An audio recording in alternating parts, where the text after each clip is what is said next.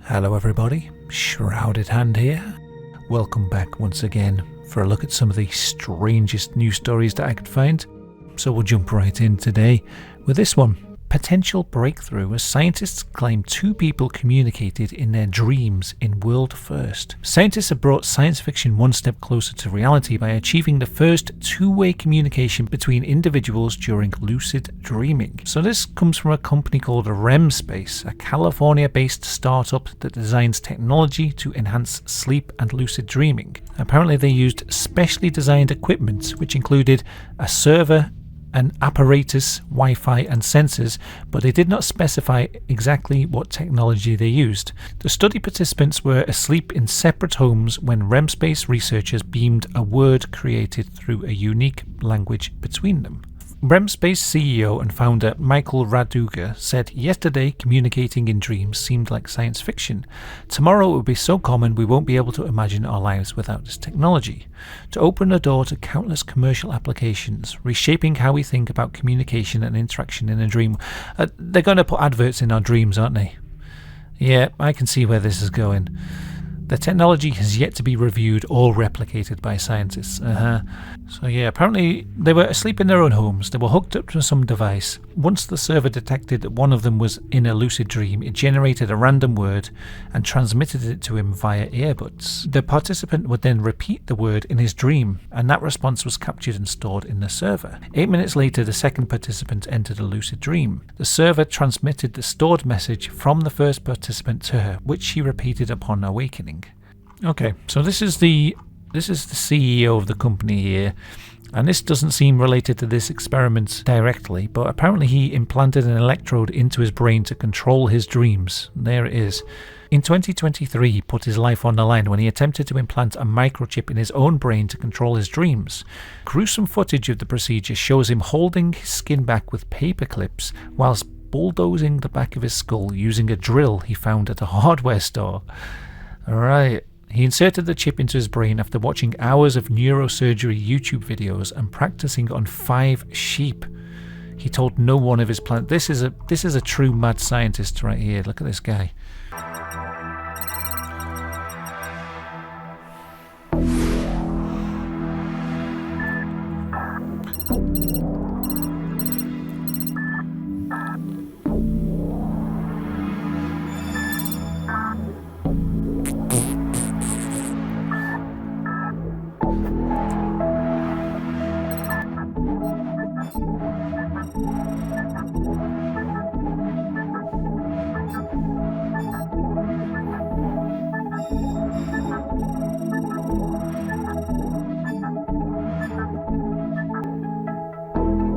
What the hell's going on?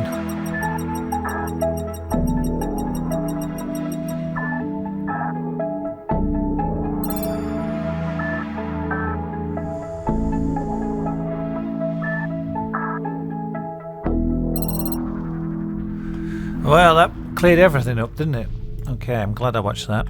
Father of woman who vanished in 1986 uses psychic to track down body, but there's a heartbreaking twist. A Maine father has been searching for his daughter since 1986 and was left heartbroken after a psychic helped him to unearth human remains, but the body parts belonged to someone else. Richard Dick Moreau discovered the remains on Saturday in Jay, roughly 70 miles outside of Portland, behind a bowling alley. The psychic had a very strong feeling that there was something up there, he told VMWR, but she wasn't sure what it was. Then in about 10 minutes she turned around and came back and said, "Dick, you've got to get up here now."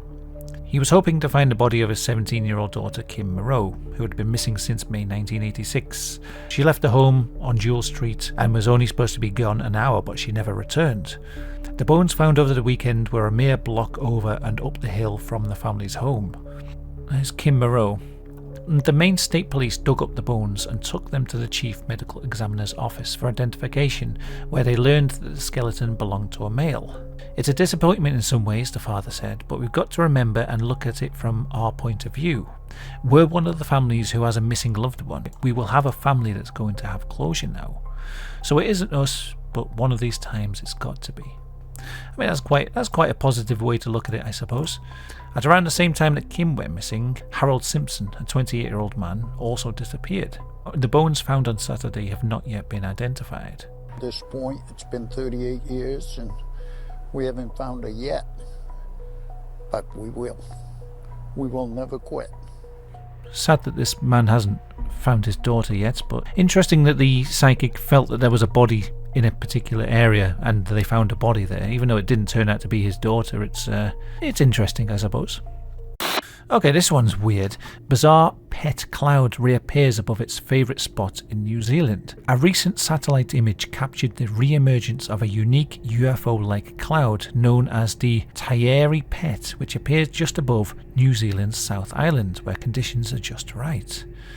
And there it is. This definitely looks like something unnatural. This reminds me of an illustration in one of my favourite books when I was a kid. I've still got my copy from when I was a child. It's called Monstrosities by Charles Fudge. I don't know how you say it, but it's basically just a collection of creepy poems written by various people. But what really makes this book is the incredibly disturbing illustrations. I don't know if this book is still in print. If it's not, it's a damn shame, because the illustrations are well worth the purchase. There's a poem in here called Alone, and the illustration, I'll show you the picture, look at this. It reminds me of that thing. And this one with the tree man looking through the window always gives me the creeps. Still does now, to be honest. Imagine waking up in the night and that thing's looking through at you. The freaky formation often appears in the same spot thanks to a nearby mountain range, and is also sometimes confused with a UFO. Although it can vary in size, the clouds always look very similar and appear in almost the same spot. This picture was taken in 1951, so it's been around for a long time. That thing's definitely got a face, hasn't it? Yeah, that's definitely the demon from my book. Extreme Eater 24 dies during a live stream of 10-hour food binge after a stomach is ripped open. Pan Xiaoting died whilst live streaming a 10-hour eating binge. She died after gorging on cake, chicken fingers and seafood in front of thousands of her followers. The woman from China died from a suspected stomach tear whilst eating up to 10 kilograms of food. According to reports, her autopsy revealed her stomach had been severely deformed and was filled with undigested food at the time of her death. Her stomach is believed to have burst. So she began her 10-hour eating live stream on July the 14th, where she collapsed. She would eat alone in front of a camera and managed to garner a massive fan following. Xiaoting was hospitalized due to gastrointestinal bleeding after she took up the challenge. However, she started a new round of binge eating the day after she was discharged. She died on July the 14th. Alright, so I mean, this should have been a warning sign, shouldn't it? You've eaten so much you end up in hospital, and then the next day you just start up again. Alright, there she is. There she is, she's eating away. Yeah, I've never really got the whole mukbang thing, but I guess some people like it. Seems like it has some tragic consequences. This one's kind of an old story, but it popped up on my feed. I thought I would cover it. Residents of Granada Village demand exorcism after ghost child is spotted in town hall. Oh no, I've got to sign up for this one, damn it. I found a free version. It's the Sun, good old Sun. Spooked out Spanish town demands exorcist after freaked out council worker snaps chilling picture of ghost girl stalking the town hall. The man was plunged into a state of panic and locked himself in the office. And there's the picture of the ghost girl. So the councillor was working late in this place near Granada in Spain when he noticed the air suddenly turned icy cold. He put on his coat and went to the bathroom, but was startled by an unusual noise. I heard a strange rustling sound in the hallway, like someone was dragging files across the floor. He was worried that it was a burglar, so he grabbed his phone to call the police, but he instead decided to take a picture to see if anyone was there. At first he thought the corridor was clear, but soon afterwards he inspected the picture more closely and saw the ghostly little girl. He was plunged into a state of panic and locked himself in the office and sent a photograph to a WhatsApp group of his fellow government workers. It's a strange picture, isn't it? They're always like this though. They're so grainy and full of artifacts that you can't really tell exactly what you're looking at here. Now the mayor has been urged to hire an exorcist after other staff reported feeling the ethereal cold. Very scary, I think you'll agree. Mattel deeply regrets porn site misprint on Wicked dolls. The toy manufacturer Mattel said it deeply regrets a misprint on packaging for dolls inspired by the new Wicked movie, which listed the address for an adult website. The company recently released the singing dolls ahead of the long-awaited film. Is it long awaited? It looks awful to me, but then I guess I'm not the target audience here. Eagle-eyed fans posted images on social media showing the packaging had a pornography website on it instead of the movie's web address. In a statement, Mattel apologized for the unfortunate error and advised parents that the misprinted website is not appropriate for children. Woman discovers rat remains in loaf of Sasko bread.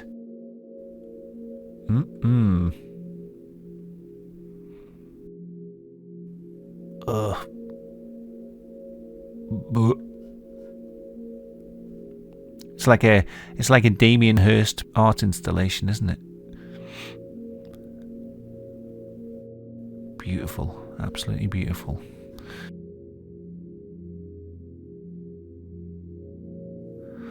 Oh, is that a skull?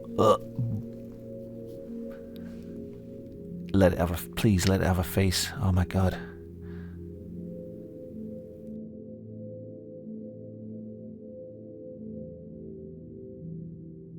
Turn it over. I want to see the face on the other side. Okay, that was absolutely horrifying. Quick, we've got to pad out this article about a rat in a loaf of bread. What can we write? So she says, I recently bought bread from the Spa on August 27th. On the same day, I made toast after work and ate the bread. The following day after work, I did the same thing. Then on the morning of August the 31st, I took the bread out of the fridge to make toast and noticed something disgusting and scary. I took a picture and sent it to my friends, and one of them said, "That's a rat, friend." Or did they say, "That's a rat friend"? Oh, you've got a little rat friend in your bread. I was in denial and suggested it might be something else, but the rat scenario made sense. So she sent an email with the video and pictures of the bread to the supplier, and they replied saying that the bread just had mold. Sounds about right. And then no one said anything. I think what happened was no one said anything, hoping it would just go away. And it garnered over 2,000 shares and over 1,000 comments. So then someone from the company actually got back to them and said, "Ma'am, I'm from Sasko. I'm calling regarding your recent experience with our products. I sincerely apologize for what happened to you. It shouldn't have happened, but you must understand that it gets hot where we bake our products, so things like this are bound to happen." Alright. Yes, I admit your bread had a mouse or rats. We are putting measures in place to prevent this from happening again. Don't worry, it won't affect you health-wise. Oh, that's reassuring. Makumla said that the apology only made her angrier. Instead of saying sorry, they told me to understand that the bread gets hot where they bake. And that's why there's a rat in my bread. Gets hot, of course there's a rat in your bread. Okay, anyway, there's a disgusting video. That was worth tuning in for, wasn't it? Mystery as prankster fills steam iron with urine at UK's biggest police station, leaving officers' shirts stained yellow and sparking criminal damage probe. A prankster has hit Britain's biggest police station and filled a locker steam iron with his own urine. How did he know it's a he? Better aim, I guess. An inquiry has been launched to find the person responsible for criminal damage at Charing Cross Police Station in central London. The force is now investigating the incident, including checking through the rota to see which members of staff were on shift at the time of the offences. Retired Met Detective Chief Inspector Mick Neville told The Sun, "This has no doubt caused quite a stink. A joke's one thing, but this is taking the you-know-what." I can't believe The Sun reached out to a retired Detective Chief Inspector for comment on the urine incident. "This is a different type of inquiry to the ones usually launched following leaks," he said. Oh, he had all the puns ready, didn't he? He said it would be a relief when the slash of the yard was caught. Man, he had these ready. I reckon this guy, Mick Neville, he seemed to have all these puns lined up ready for this incident. I reckon he should be the prime suspect in this case. Alright, this one's a weird one. A Walmart employee ended up in one of the walk-in ovens and baked to death, basically. Absolutely horrifying way to go. Yeah, there's a bit of mystery about how it actually happened, because apparently you can open them from the inside and there's no reason why someone should have got locked in there. A Walmart employee has given a new chilling explanation after her 19-year-old co-worker was baked to death in the walk-in oven. Last week, the remains of Gershom and Kaur, a resident of Halifax, Nova Scotia, was found dead in one of the superstore's appliances, in an effort to understand the nature of the gruesome murder. So I don't know whether it is a murder investigation, but the Mirror definitely seems to think it was. These ovens are so hard to shut from the outside, you have to push them. I'll show you. See that? Say you swing it open too hard when you get something out of the oven. Let's see what happens. There is no way that this girl locked herself into one of these ovens while cleaning it. No way possible. I'm going to show you the emergency button. It pops the door open. If this door were to close by itself, it doesn't. It doesn't latch. It's designed not to do that. Oh, don't do it. No. This is the oven. Not little, not big, just enough to fit, like 3 racks of bread in there. That's the push button that you're supposed to press in case of an emergency. That will release the doorknob. Why was she in there when the oven was on? These ovens are so hard. Yeah, mysterious. Okay. You have to push That was that's strange. In an official statement, the Halifax police said the investigation determined the death was not suspicious and there was no evidence of foul play. So we understand that there's been many questions about what happened. Thorough investigations take time. As part of the investigation, we conducted several interviews and reviewed video footage. I can share that our investigation has not led to suspect foul play. We do not believe anyone else was involved. A strange case, but yeah, apparently they just think she walked in there and died. Claude AI gets bored during coding demonstration, starts perusing photos of national parks instead.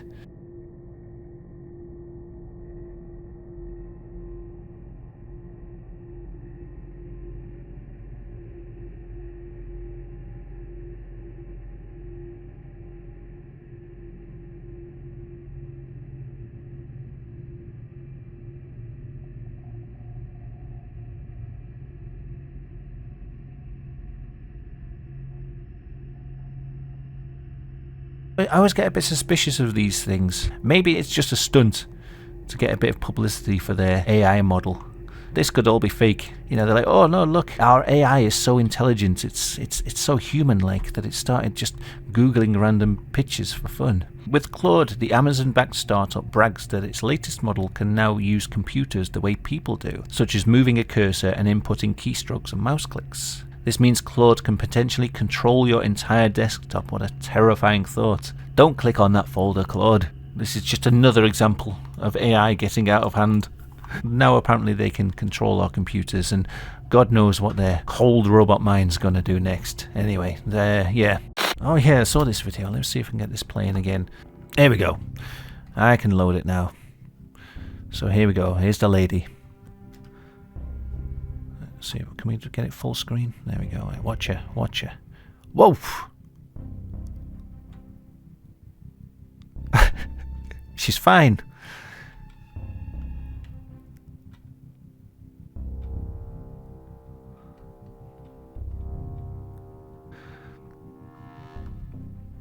Hey, I'm walking here. Look at this guy. You're kidding me. Alright, anyway, yeah, good. Good, I'm glad she's alright. That could have been way worse. Devil's Digits. 690452. Oh, I've said it out loud now. Something's going to happen. Why are people writing heaven or hell number on wrists in viral TikTok trend? Read on to know what happens when you write the eerie number on your wrist. Oh, I can't wait. Okay. Social media users are writing a bizarre combination of digits, dubbed heaven or hell number, on their wrists. Here's everything you need to know about this dangerous TikTok trend. The 690452 TikTok trend is a creepy internet challenge that was first trending in 2021 but has made a comeback in 2024. The bizarre trend sees users write this number on their wrists before going to sleep. Legend has it that the 690452 number is known as the heaven or hell number, or the devil's digits, and can transport you to a parallel universe whilst you're asleep. It is said to be a gateway to an unescapable dream state where you live a cursed life, all the while dreaming whilst you are asleep. It's claimed that if you go to sleep with the number written on your wrist, you will see creepy things in your dreams like demons, headless humans, dark alleys, and giant monsters. What makes the challenge even more interesting is the claim that if you die in your dreams, you will die in real life too. The trend has now gone viral on the internet after TikTok users and cult fanatics began posting videos showing them writing the number sequence on their wrists just before going to sleep. No one knows the true origins of the number. Many TikTok users who attempted the trend said it didn't work for them, while some said that they were indeed stuck in a creepy lucid state that seemed far more dangerous than a regular nightmare. I want to see some videos of people doing it. Let's see.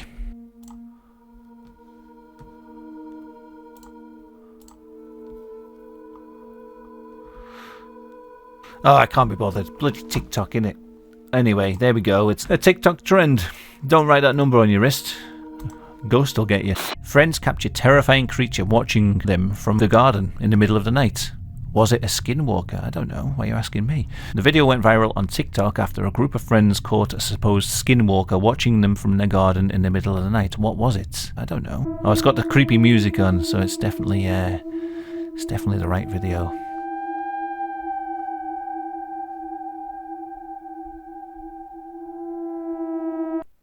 There's some friends sitting around, but then why would they turn the camera around and film out the window like that?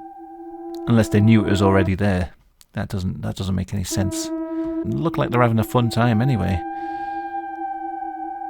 A group of friends can be seen enjoying a succulent Chinese meal. The scariest thing about the video is that the supposed ghost does not take its gaze off the people living in the house for a second, as if it was planning its next move. Yeah, I mean, if it's a fake video, just a tip for people making spooky ghost videos. You want to capture these things sort of accidentally. If you just turn in the camera around and zooming in on the thing, it makes me think it's just like a statue or something weird in the garden. I feel like you could add that standard TikTok spooky music to anything and it would be creepy.